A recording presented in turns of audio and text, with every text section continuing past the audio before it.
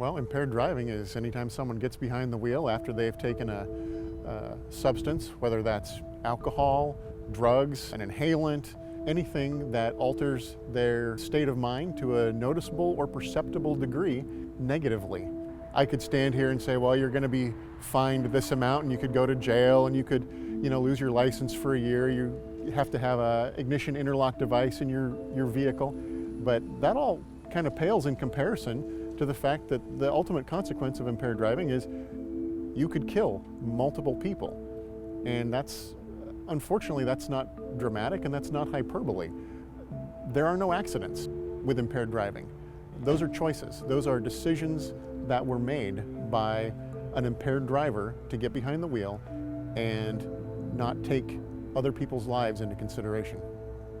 The comment that we always get is marijuana is safe. It's safer than alcohol, and what am I going to, I'm just going to drive slower. I'm going to be more cautious.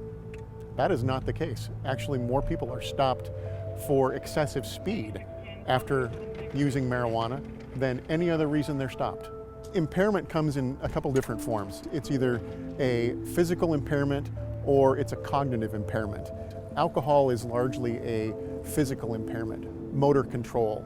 Marijuana, for example, is a much more cognitive impairment. It slows your reaction time. It affects time and distance perception.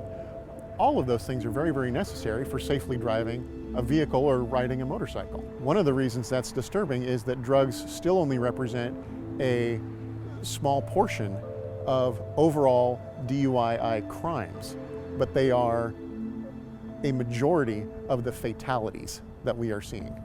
Have a plan, have a designated driver, take an Uber, take a taxi. Nationally, we lose about 10,000 people a year to impaired driving. In Oregon, it is definitely the largest contributor to fatalities on our roadways.